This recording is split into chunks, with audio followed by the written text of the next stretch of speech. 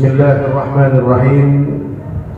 Assalamualaikum warahmatullahi wabarakatuh.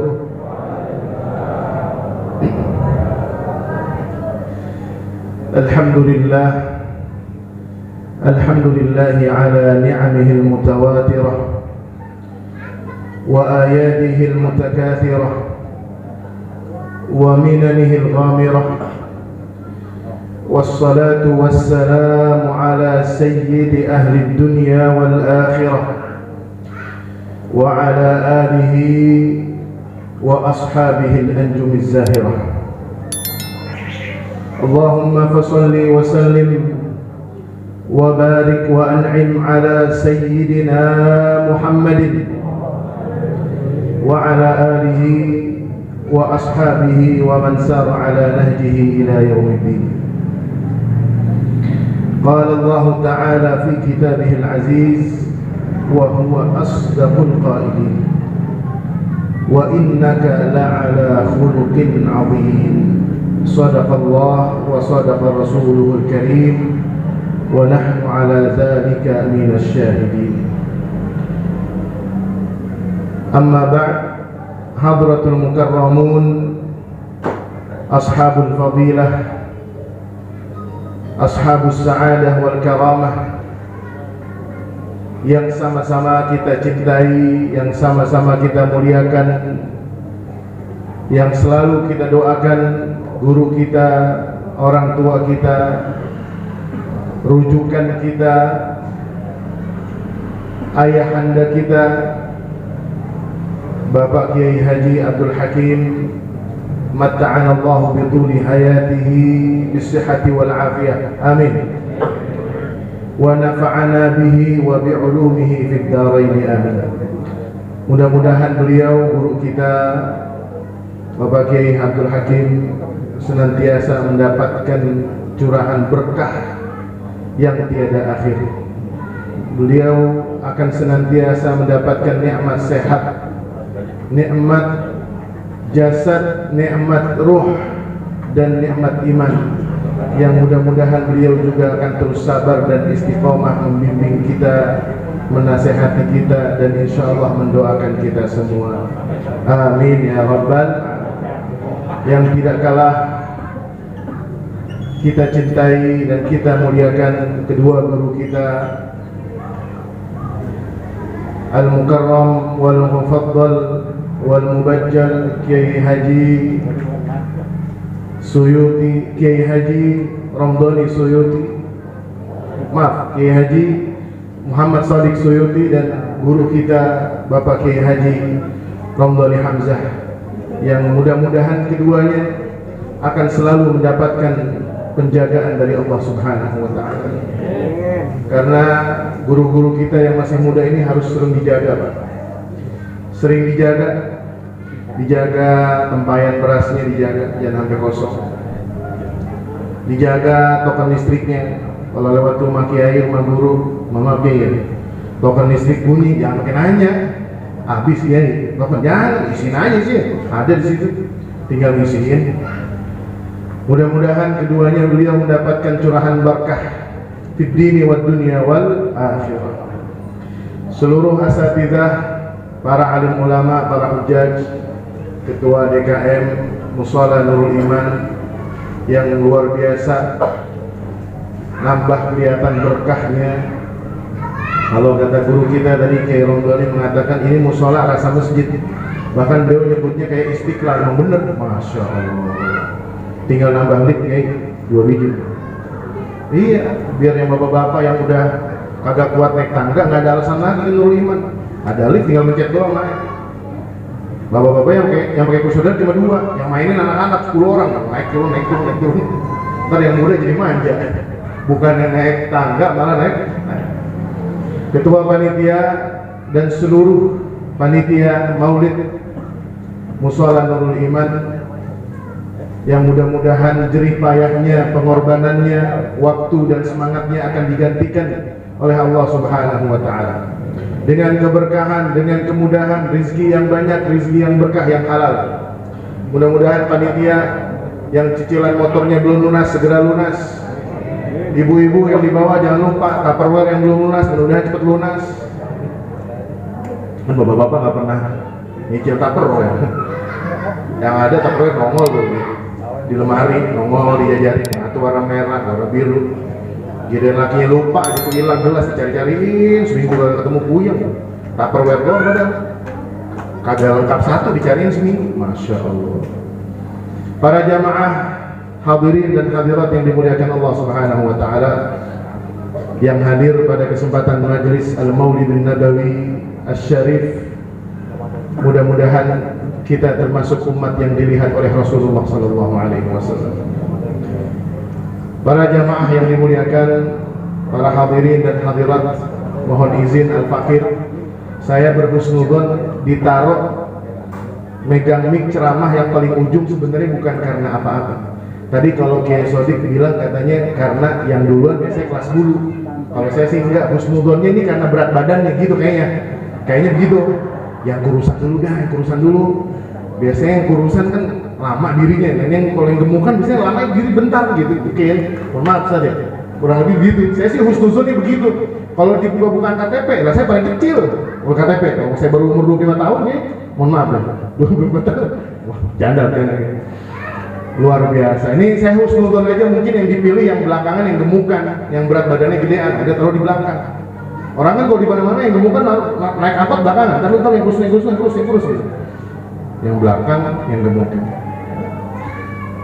Alhamdulillah pada malam hari ini kita tadi sudah bersama-sama mendengarkan taujihat, tausiat dari guru-guru kita Ashabul Fadilah yang mengingatkan kita tentang tema besar peringatan Maulidun Nabi Muhammad sallallahu alaihi wasallam.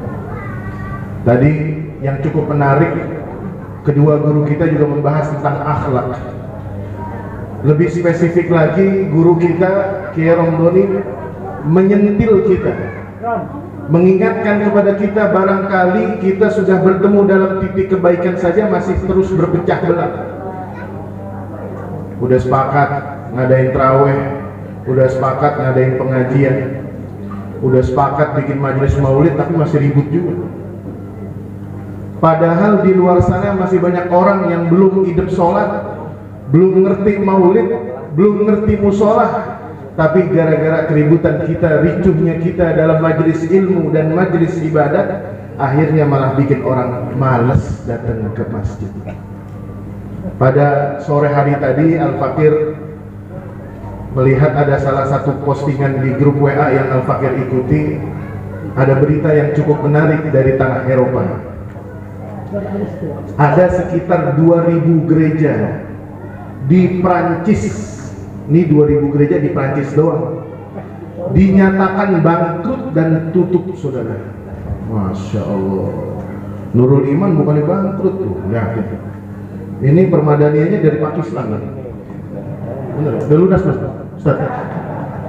Enggak, maksud saya kalau belum lunas nih tungguin depan situ kayak celengan, pagerin biar gede, jangan pulang.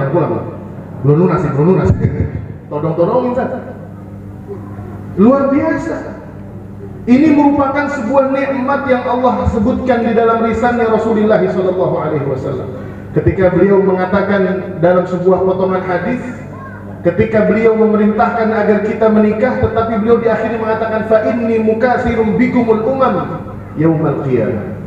Saya adalah seorang nabi yang akan paling banyak pengikutnya di akhir zaman. Masya Allah, tabarakallah. Ini Nurul Iman jamaah subuhnya begini saudara. Hah? Ini jamaah subuh semua nih? Hah? Masya Allah nih, Kiai Romdoni jamaah subuhnya begini. Darussalam cepet begini. Sekarang Darussalam di daerah rumah saya itu lagi mikir gimana caranya bikin sholat subuh biar rame, apa keliling kampung pakai kentongan, sahur kan. Pada keluar tuh gila tuh, Ramadan belum sahur aja, justru mau bangunin. Ini bulan puasa, bukan puasa, bangun ayo sholat subuh. Udah disetel, tarhim gede banget. Assalatu wassalamu alaikum dari jam 4, sekarang jam 4, jam 5 lewat menit udah azan. Setengah 4 udah disetel, dibangun juga. Luar biasa. Ini kalau Nurul Iman sholatnya begini nih, luar biasa sholat subuhnya nih. Ini tolong bagi-bagi Ustaz, tipsnya gimana caranya musola Nurul Iman jamaah subuhnya sebanyak ini, luar biasa. Ini kalau seandainya ada undian gitu, ada pengumuman, Nurul Iman mengumumkan para jamaah yang datang sholat subuh akan mendapatkan hadiah 100.000 rupiah. Masya Allah. Nurul Iman, ini saya doain ini kali. Setiap yang hadir akan mendapatkan 100.000 dan siapapun yang mengajak orang akan mendapatkan 100.000 kedua. Kalau dia ngajak 5 orang dapat berapa? Hah? 600 lagi dapat juga. Orang 5 orang 500. Yang satu dia ajak dia sendiri dapat 600. Udah orang pada resign semua kerja itu. Yang PNS kagak masuk, lu kagak kerja lagi. Enggak, gua zaman Nuliman aja. Emang kenapa? Sholat subuh cepet, ngajak orang cepet. Lah kalau gua ngajak 10 orang 1.100.000, ini gua nggak kerja. 30 hari sholat subuh berapa? 30 juta. Ingat gak usah kerja. Yang dagang pada nutup, yang kerja pada mundurin diri, yang guru udah kayak jadi guru udah jamaah aja duduk kayak Nurul Iman. Bisa-bisa itu Nurul Iman jam 3 subuh udah penuh. Masya Allah, merbuat masih di rumah, ya kan? Imam belum bangun. Masya Allah. Ini mudah-mudahan jamaah maulid yang hadir pada malam hari ini juga akan terus mendatangi musola Nurul Iman. Kembali Pak tadi kepada kisah di Perancis. 2000 gereja dinyatakan bangkrut, saudara. Sudah tidak ada lagi jamaah. Al-Fakir mohon izin Kiai, ketika tahun 2019 lalu sempat diundang ke Inggris 40 hari nemenin warga negara Indonesia yang ada di Inggris. Ada satu kota yang jumlah sapi dan kelincinya di kota itu lebih banyak dari penduduk setempat. Bayangin nggak? Kalau Cinerek banyakkan kebo sama sapi ini daripada warga. Lewat, Assalamualaikum, kali nyawa, sapi dan orang. Ada satu kota namanya Cranfield. Jumlah sapi sama kelinci lebih banyak daripada penduduk. Lah beneran. Al-Fakir ketika ada jadwal ke situ, kanan kiri isinya sapi doang, anak. Cuma toko doang yang dijaga masih orang. Alhamdulillah yang belanja bukan sapi. Kalau belanja sapi bingung juga. Di sana ada satu gereja yang tadinya hampir tutup. Tapi gara-gara ada 3 mahasiswa Indonesia yang agamanya non-muslim ditempatkan kuliah di Cranfield itu, akhirnya hidup itu gereja. Isinya cuma biarawati 2, pendeta 1. Kalau ibarat musola, merbut dia yang azan, dia yang qomat, dia yang ngimamin. 2 orang nyak makmum. Dia sholat subuh, bacanya waduha, amin juga. Waladhdallin, amin. Udah ada kulik-kulik, amin. Luar biasa. Ini gereja udah hampir nutup, ada 3 mahasiswa Indonesia non-muslim. Tiba-tiba ini anak Indonesia minggu pertama, ini cerita mereka langsung ke saya nih, padahal dia tahu saya ustaz. Minggu pertama ustaz kami langsung pergi ke gereja. Itu pendeta sama 2 biarawati yang udah pada ubanan kaget, melongo, mata kagak kedip ngeliatin anak muda pergi ke gereja. Sampai dipegang pundaknya, takut penampakan kali, takut hantu pegang. Oh bukan, ini beneran baru mau ke gereja. Iya. Udah lebih dari 10 tahun gereja ini nggak pernah dimasuki oleh pemuda-pemuda di daerah ini. Masya Allah. Tadi kita lagi dengerin hadroh aja, girangnya minta ampun. Insya Allah perwajahan Cinere 10 tahun, 20 tahun masih aman dah. Kalau anak hadroh, jangan cuma ngomong hadroh doang. Besok kita jejelin anak muda, kita datangkan kedua guru kita datangkan ke majelis. Kiai, mohon izin Kiai, kemarin kita lagi maulid, godek-godek aja Kiai, orang baca sing kedurur, kita goyang-goyang aja. Terus kenapa? Kagak paham isi Kiai, kita enak hadroh aja tuh. Mohon maaf Kiai, dibahas sing kedururnya Kiai, biar kita lebih cinta lagi kepada Rasulullah SAW. Masya Allah. Tapi ini akhir gereja, ada kelanjutannya Pak. Ini mahasiswa 3 orang non muslim bilang ke saya, Ustaz, kita bulan depan habis lebaran, ini saya ngisi pengajian, ini 3 orang ikut ngaji sama saya. Saya doain aja, saya liatin mukanya, orang masuk Islam. Tahu nih saya kabarnya belum ketemu lagi. Kata beliau bertiga, ini saya bulan depan habis lebaran udah selesai studi kita mau pulang lagi ke Indonesia. Yang satu ada yang pulang ke UGM, yang satu pulang ke UI, yang satu pulang ke IPB. Itu pendeta nawarin kita, tinggal di sini aja. Ini besok gereja udah kagak ada orang lagi kalau ente pulang bertiga. Masya Allah, gambaran. Bahkan di kota London sendiri, mohon izin, Al-Fakir sampai bingung kalau sholat di London. Setiap gang itu ada musola, macam-macam, luar biasa. Justru kita tidak khawatir, tetapi yang kita khawatirkan itu adalah isi dari masjid dan musola-musola kita pada hari ini. Nih, mohon izin, mohon maaf, dari sekian banyak majelis taklim yang ada di lingkungan kita, rata-rata yang hadir biasanya veteran-veteran, purnawirawan semua, yang rambutnya adalah neon nih kalau dibuka. Al-Fakir pernah diminta ngisi pengajian, bannernya gede begini, pengajian pemuda dan pemudi, nggak usah sebutin daerah mana, tak singgung. Pemuda, pemudi, Masya Allah. Pembukaannya luar biasa, buah lain, jajanan lain, air lain, teh lain, kalau lain nyatu apa? Habis itu ada makan kebulingnya. Perasaan nih, perasaan. Pas ngeliat anak muda datang pembukaan tuh, aman Indonesia. Itu di Jakarta, alhamdulillah bukan generik ya. Alhamdulillah. Saya bocorin dikit dah. Jakarta, alhamdulillah. 10 tahun lagi Jakarta masih aman dah kalau begini nih anak muda. Bulan depan diundang lagi di pengajian. Mohon maaf Ustaz, besok Jumat udah giliran lagi ngisi pengajian. Oh iya siap, datang. Pas masuk udah ganti Pak. Yang kemarin masih gagah-gagah muda-muda ini udah pada loyo-loyo semua. Datang duluan bernyender.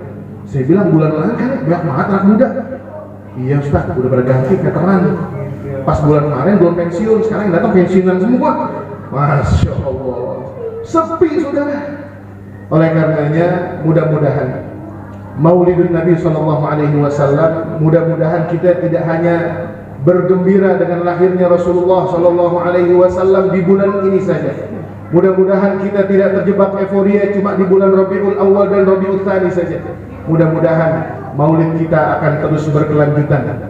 Maulid kita lakukan setiap hari, maulid kita akan kita lakukan setiap minggu, maulid kita akan kita lakukan setiap bulan. Tema kita luar biasa ini, beradab yang baik, berilmu kemudian agar tercipta akhlakul karimah. Luar biasa, emang benar. Kalau para ulama ada ungkapan yang mengatakan al-adab qabla al-ilm. Ilmu itu tidak akan ada manfaatnya kalau tidak dimiliki adab bersamanya. Oleh karenanya krisis tadi yang disampaikan oleh guru kita Kiai Haji Romdhani menyebutkan negara kita sebenarnya bukan krisis ekonomi. Seorang ulama sekarang yang sedang beliau banyak didengar dan ditunggu ungkapan fatwa dan arahannya, ulama muda. Salah satu di antara murid Mbah Maimun Zubair, Gus Baha. Beliau pernah bercerita didatangi oleh pakar-pakar ekonomi ketika kemarin Covid sedang puncak-puncaknya dan dinilai Indonesia itu akan sedang mengalami kemerosotan ekonomi. Beliau ditanya, Gus, ini gimana nasib Indonesia? Kalau seperti ini terus kondisinya, masyarakat kita akan terus terancam dengan kelaparan dan kemungkinan masyarakat kita akan menghadapi kemerosotan ekonomi, kemungkinan akan ada krisis jilid kedua. Reformasi kedua pun tidak akan bisa dihindari lagi. Kata Gus Baha, sebenarnya nggak perlu ada krisis-krisis dalam kehidupan kita. Semestinya tidak perlu ada krisis dalam kehidupan kita kalau kita memahami ayat Al-Quran yang berbunyi wa man kana ghaniyan falyasta'fif wa man kana faqiran falyakul bil ma'ruf. Ini permasalahannya bangsa kita. Yang kaya makin pengen jadi kaya, yang miskin kagak ada rasa syukurnya. Cara kita kan kalau udah sarapan nasi uduk 1 bungkus pagi nggak usah nyari jajanan mie ayam jam 10. Kalau cara kita kalau udah makan sayur asem habis zuhur nggak usah pergi jajan ke Toprak entar asar. Ya kan duit keluar lagi. Orang Indonesia kan kalau kagak ketemu nasi kagak disuruh makan Pak. Pagi lontong 4 biji. Besok 2 tahu isi, bakwan panas-panas. Jam 10 Pak pusing begini nih, di kantor. Kenapa lu pusing sih? Belum sarapan tuh. Padahal lontong 4. Jatah dia cuma 1. Lah bininya sibuk nyuci di belakang, sama dia di tempat juga tuh. Lontong, ini yang tahu di sini pengalaman nih. Anaknya sekolah online, saking guru-gurunya kagak dimakan tuh lontong, di tempat juga baru banyak 4. Nyampe kantor masih pusing, belum sarapan kok, melotong 4 belum sarapan. Karena merasa belum ketemu nasi. Ini permasalahan bangsa Indonesia sekarang krisis bukan karena krisis ekonomi sebenarnya, tapi adalah krisis Oleh karenanya Majelis Al-Maulidun Nabawi malam hari ini kita perlu bertanya, kira-kira akan menjadi majelis maulid terbaik apa tidak? Kalau seandainya maulid malam ini tidak ada jauh bedanya dengan maulid kita tahun lalu, maka percuma kita datang kepada maulid Nabi Sallallahu Alaihi Wasallam. Rasulullah akan tidak bangga kepada kita. Rasulullah akan memalingkan wajahnya dari kita.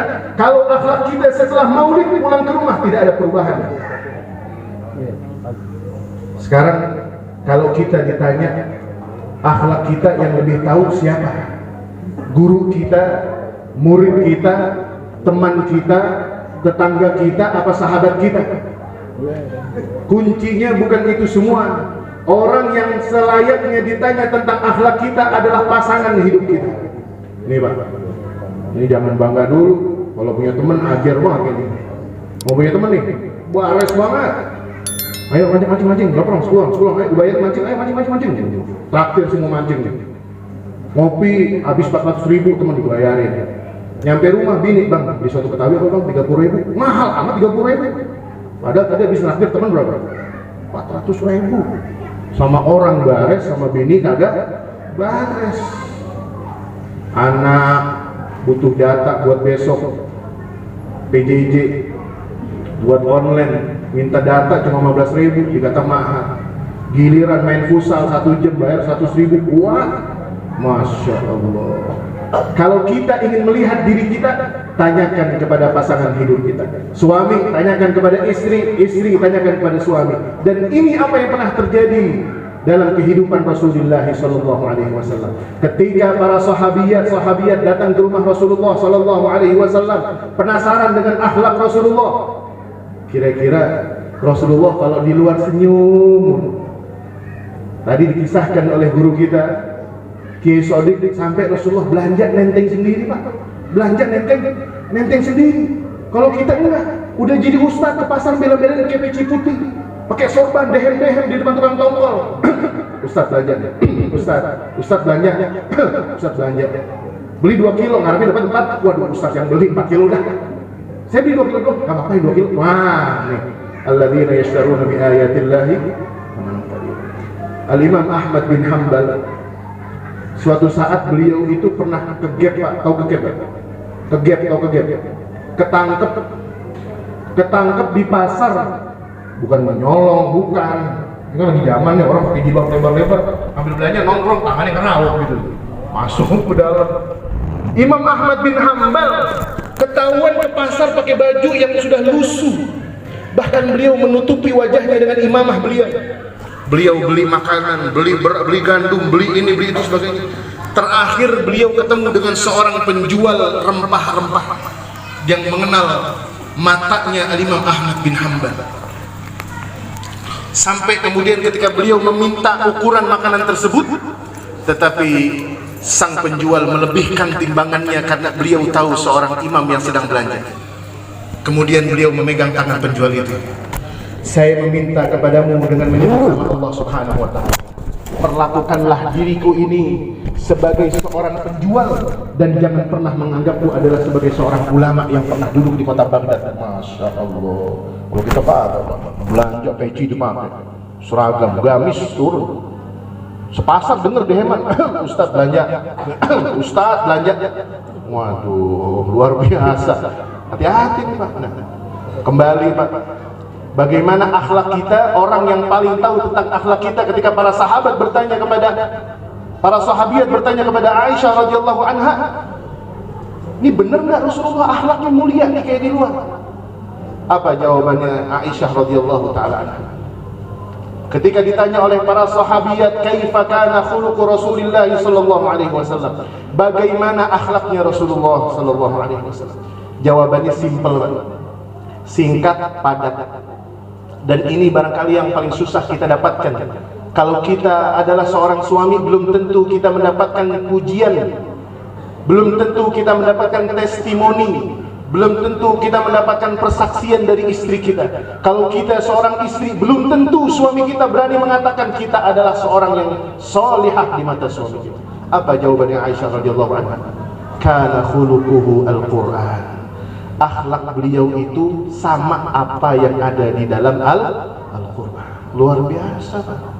Ini kadang kita sama jamaah bares, saya minta ampun, ditraktir sama temen, sama guru, sama kiai. Bila nama suami pelitnya minta ampun. Sama anak udah kayak singa, sama anak udah kayak singa, sama janda sebelah, waduh, udah kayak meong, kayak kucing barito.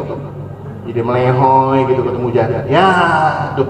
Jangan sampai kita di luar menjadi orang yang paling dikenal dengan kebaikan, tetapi di rumah kita justru akhlak kita jauh dari akhlaknya Rasulullah sallallahu alaihi wasallam.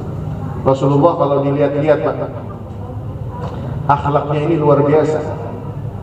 Bahkan beliau ini orang, kalau tadi kata guru kita Kiai Sodik mengatakan orang yang paling ringan tangan membantu pekerjaan rumah tangganya. Karena Rasulullah sallallahu alaihi wasallam yukhayyitu thawbahu, menjahit baju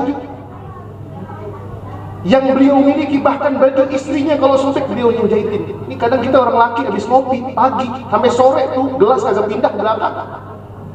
Kita berangkat kerja ngopi dulu sampai pulang kerja, kan tugas lu itu. Kata lakinya, tugas bini itu nyuci. Ya Allah. Kadang ada suami udah nikah 30 tahun kagak pernah tangannya kena sunlight, sabu cuci piring kagak pernah. Rasulullah sallallahu alaihi wasallam yaknusu baitahu, nyapu, Pak, nyapu Rasulullah. Nyapu. Tadi kata guru kita apa? Sayyidul awwalin wal akhirin. Masya Allah. Orang kagak akan ada yang masuk surga kecuali sebelum Rasulullah sallallahu alaihi wasallam masuk. Pintu surga masih tertutup, tidak akan dibuka sampai Rasulullah SAW hadir di depan pintu surga.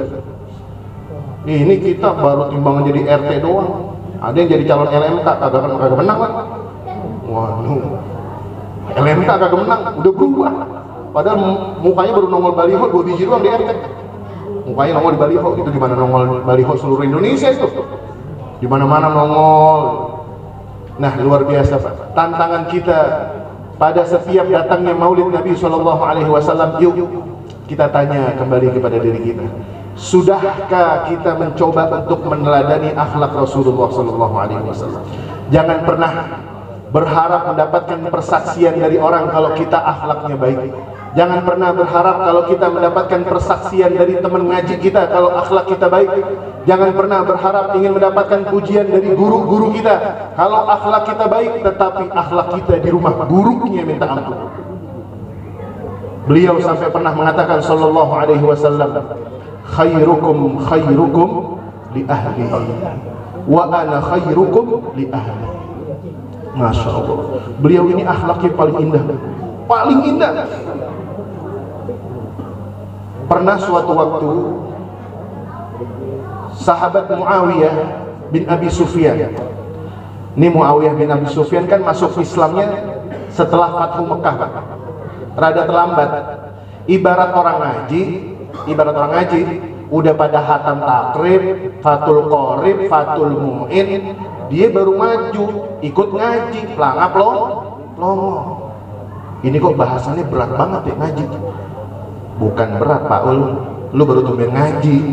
Kemarin pas takrib lu kagak ngaji, lu masih gonjang-gonjring ngaji di pos kamling.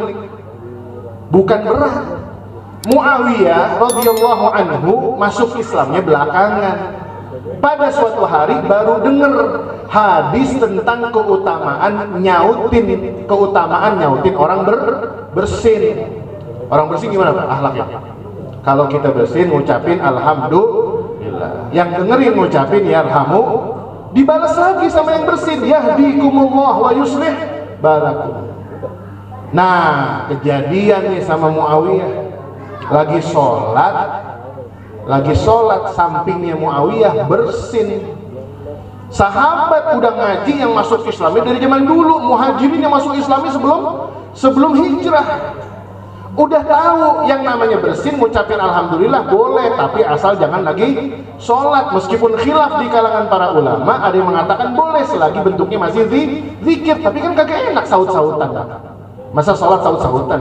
Bersin, alhamdulillah, yarhamukallah, yahdikumullah wa yusuf, salaman, wassalamualaikum warahmatullahi wabarakatuh. Misal begitu. Ini kayak mohon maaf nih di Arab Saudi, Pak, saya sering banget nemuin kejadian kocak, Pak. Kalau saya lagi sholat di Masjidil Haram, masya Allah, ada nih mohon maaf ya, lagi sholat, orang Arab nih, mungkin kagak ngaji ya. Jangan tertipu dengan gamis, Pak. Saya juga mohon maaf nih pakai gamis karena sarung saya habis.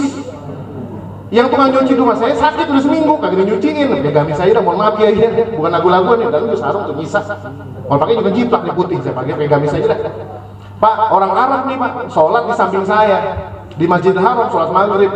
Kan kalau sholat kan kalau maghrib orang dagang tutup semua ya. 5 waktu sholat tutup semua, kecuali sekarang nih udah ada perubahan katanya. Saudi katanya ada kemajuan, toko-toko, mal-mal nggak wajib tutup kalau lagi ada azan. Padahal itu keterbelakangan justru. Ngeri. Bangsa Arab yang tadi dijaga sama Allah dengan syariat, kemudian sekarang sudah tidak lagi dijaga, Pak. Perempuan-perempuan udah jadi kasir, jilbabnya pada melorot ke belakang, masuk lagi, jatuh lagi, benerin lagi, melorot lagi. Nauzubillah min dzalik, Pak. Ini udah mulai ngeri nih di Arab Saudi. Ini ceritanya, Pak, lagi sholat, samping saya nih. Anak muda, Syekh sudah saking imamin, Bismillahirrahmanirrahim, telepon bunyi. Waktu itu zaman lagi BBM, BlackBerry. Dia angkat tuh telepon, dinyaut, sholat. Gimana ceritanya itu Kiai? Boleh nggak Kiai? Kalau yang nelfon calon mertua gimana? Kagak dilihat dulu, ya, gua kagak angkat, entar kagak diterima lamaran. Gua angkat, gua lagi sholat. Rupanya dijawab kan begitu, sholat, coba. Itu di Mekah, di Madinah satu lagi. Saya bukan ceritain keburukan Madinah, ini bukan. Naudzubillah min dzalik. Lagi sholat taraweh, saya ingat banget tuh sholat taraweh. Baru sholat isya belum taraweh. Yang jadi imam saya masih ingat Syekh Abdul Bari As-Subaiti. Saya kebetulan dapat yang lapangan bab Malikhat rada ujung, tapi masih di dalam masjid. Baru takbir, Allahu Akbar, Fatihah kan ya, baru sholat isya bulan Ramadan. Dia ngeluarin uang real, PC-an. Dipisah-pisahin tuh. 1 real masuk kantong, yang 5 real kemari. 10 real sebelah kiri. Saya kagak khusus. Lah, sholat ngitungin duit. Kira-kira gimana tuh Pak? Kagak boleh. Dan ini menunjukkan Pak permasalahan yang sungguh luar biasa. Oleh karenanya tadi nih, kalau kita dengar cerita bagaimana ketika Rasulullah SAW mengajarkan sahabat Muawiyah, ketika baru mendengar ada hadis yang mengatakan idza atisa ahadukum falyaqul alhamdulillah. Beliau kira Muawiyah radhiyallahu anhu, dia kira itu bisa diamalkan ketika sholat. Tetangga sholat, dia bersin, dia senggol Pak. Woi, bilang alhamdulillah. Woi, alhamdulillah. Yang diajarin tahu nggak boleh, dia diem aja, begini diem. Satu masjid rame, bubar sholat rame. Siapa tuh tadi lagi sholat nyuruh orang bilang alhamdulillah? Satu masjid Pak, kan dulu belum ada mikrofon. Jadi kalau imam baca, makmum ada yang ngomong kedengeran, betul nggak? Satu masjid pada bilang, wah Muawiyah nih, baru tumben belajar gitu Pak. Kalau kita mungkin udah habis kali itu, udah pulang, besok kagak sholat lagi masjid. Rasulullah balik badan, zikir sholat Pak, selesai, sampai doa, pulang. Kata sahabat Anas bin Malik yang meriwayatkan, habis nih Muawiyah, habis diomelin, habis nih. Kagak Pak, Rasulullah keluar lewat jalan samping menuju rumah Rasulullah SAW. Ketika sampai di perbatasan antara Masjid Nabawi dengan rumah beliau yang merupakan Hujratu Aisyah, kamarnya Aisyah, tiba-tiba beliau balik badan. Mana Muawiyah? Masya Allah. Muawiyah yang tadinya ngerasa aman, alhamdulillah, kiai kagak negor. Dipanggil, Muawiyah mana? Ana ya Rasulullah. Dipanggil Muawiyah. Ketika Muawiyah dipanggil, hal pertama yang Rasulullah lakukan untuk menegur sahabatnya ini apa? Tangan mulia Rasulullah yang paling kanan merangkul pundak Muawiyah, menanyakan kabar beliau. Kaifa amsayta ya Muawiyah? Bagaimana sore harimu ini wahai Muawiyah? Muawiyah tenang, kagak ngelihat mata Rasulullah yang melotot, tidak melihat, tidak merasakan cengkraman tangan Rasulullah yang keras. Sampai kemudian fa'tazala biya Rasulullah sallallahu alaihi wasallam. Dia mojok Pak, guru sama murid pengen negor. Muawiyah mengisahkan fa'tazala biya Rasulullah sallallahu alaihi wasallam. Aku kemudian dibawa ke satu tempat yang tidak ada orang selain kami berdua. Apa kata Rasulullah sallallahu alaihi wasallam? Ya Muawiyah, wahai Muawiyah, fa inna as-salata la tasluhu fiha illa dzikrullah. Salat itu tidak layak untuk apapun kecuali engkau sibuk berzikir. Muawiyah hatinya langsung nyes, Pak. Nyes, meleleh. Ya Allah, saya kagak diomelin, saya kagak ditegur, saya kagak dihardik, kagak dibikin status. Kalau zaman dulu Facebook, Ustadz kalau yang baperan masang status, kurang ajar, ngundang gua kagak dibawain berkat, pulang cuma buah doang, numpuk rumah gua buah, jangan bawain buah lagi. Ini keluarganya Pak, luar biasa Pak. Sampai kemudian lahirlah satu ungkapan yang sampai sekarang diabadikan oleh tinta dari emas. Pernyataan Muawiyah radhiyallahu taala anha. Beliau mengatakan apa? Ma wajadtu mualliman ahsana min Rasulillah sallallahu alaihi wasallam. Saya tidak pernah memiliki seorang guru yang lebih baik dari Rasulullah sallallahu alaihi wasallam. Wah, luar biasa. Orang kagak ada yang kapok. Bertamu ke Rasulullah, ngantri. Ummu Salamah, Ummu Rumaiso bawa anaknya, dijejelin ke Rasulullah, datang ke Rasulullah, bantuin apa? Luar biasa. Bahkan dalam hadis lainnya yang diriwayatkan oleh Jabir bin Abdullah Al-Bajalli, beliau mengatakan, "Ma ra'ani Rasulullah sallallahu alaihi wasallam mundu an aslamtu illa wa tabassama fi wajhi." Jabir bin Abdullah ini masuk Islamnya kalau nggak salah menjelang hijrah. Jabir bin Abdullah menjelang hijrah, beliau baru masuk Islam belakangan, tapi muhajirin juga. Setelah itu beliau mengatakan ketika di Madinah, beliau mengatakan, sejak aku masuk Islam, aku tidak pernah bertemu dengan Rasulullah sallallahu alaihi wasallam kecuali beliau selalu tersenyum kepadaku. Masya Allah. Ini perwajahan pesan kepada kita bahwasanya akhlak kita harus indah luar dalam. Akhlak kita harus indah di dalam maupun di luar rumah. Oleh karenanya mudah-mudahan Maulidun Nabi sallallahu alaihi wasallam pada malam hari ini mudah-mudahan akan menjadi pengingat kita kembali. Yuk, sepulang dari rumah, kalau masih punya pasangan, ambil tangan pasangan kita, saling minta ridho, saling minta maaf. Yuk, sama-sama kita hidup di dunia sampai di akhirat kita pun menjadi pasangan sehidup sesurga. Tadi angka yang disebutkan oleh Kiai Sodik rupanya berpengaruh sama jamaah seger tadi Ustaz. Dibilang ada 2130 kasus perceraian. Bukannya pada istighfar bilang alhamdulillah. Yang di bawah ibu-ibu deg-degan. Ya Allah, kemana lagi nih? Mohon maaf nih Pak, mohon maaf nih. Kalau benar tadi kata guru kita Kiai Romdoni, kunci kita adalah Rasulullah sallallahu alaihi wasallam. Kunci jawaban dari permasalahan Cinere, kunci permasalahan dari apa yang terjadi di Depok, kunci jawaban dari permasalahan yang terjadi di bangsa kita adalah Rasulullah sallallahu alaihi wasallam. Kita tidak akan pernah cukup kalau kita pun membaca Maulid Simtud Duror beribu-ribu kali, kalaupun kita membaca Maulid Ad-Dailami beribu-ribu kali, tetapi kita tidak mencoba memahami kandungan Maulid tersebut, rupa-rupanya rasa-rasanya bakalan susah kalau kita menemukan Rasulullah SAW di rumah kita. Nah, ini tantangannya Pak. Yuk kita hadir majelis ilmu, majelis yang ada diajarkan oleh guru kita Kiai Abdul Hakim, yang diajarkan oleh guru kita Kiai Romdoni, yang diajarkan oleh guru kita Kiai Muhammad Shadiq, kita datangin Pak. Jangan kita sendirian, ajak istri kita, ajak anak kita. Ini tantangannya luar biasa Pak. Sekarang kita hidup di zaman yang bagaimana masyarakat kita sedang diombang-ambing, dihadapkan pilihan bukan antara yang halal dengan yang haram, tetapi yang haram dengan yang haram. Sekarang sudah mulai viral Pak, di TikTok, di Instagram, mereka para aktivis liberal membuat video, pertanyaannya menjebak. Saya ingatkan kembali nih, ini hati-hati Pak, dicek Pak, anak-anak kita akidahnya, dicek kembali akhlak anak kita, dicek kembali pengajian anak kita, pergaulan anak kita. Sekarang lagi viral Holy Wings yang menjual alkohol di mana-mana, udah mulai berani bikin video. Pertanyaan di masyarakat ditanya, mana yang lebih haram antara babi apa alkohol? Itu pertanyaan yang bahlul. Kalau tanya mana yang lebih haram, babi apa sapi? Orang juga jawab babi. Akhirnya orang harus jawab babi apa alkohol. Seakan-akan keduanya itu ada satu pilihan di antara keduanya yang haram dan satunya lagi halal. Ini pertanyaan-pertanyaan seperti ini sering menjebak Pak. Dan terkadang kita sebagai orang tua nggak sadar, ada gadget, ada handphone di tangan anak cucu kita, justru itulah yang membentuk karakter, akhlak dan pikiran anak kita. Sebuah syair mengatakan, falau alfu banin khalfahum hadimun kafa, fakaifa bibanin khalfahum alfu hadimin.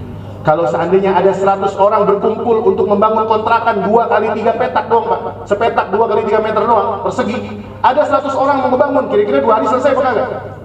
Kontrakan sepetak doang, rumah 2 kali 3 meter, 100 orang yang bantuin, kelar nggak 2 hari? Kelar. Tetapi ada 1 orang yang ditugaskan di akhir akan menghancurkan rumah itu kalau sudah jadi. Kira-kira cukup nggak? 100 orang bangun, 1 orang ditugasin buat ngancurin kalau udah rapi, cukup nggak? Cukup. Tinggal pasang bom, meletus, hancur.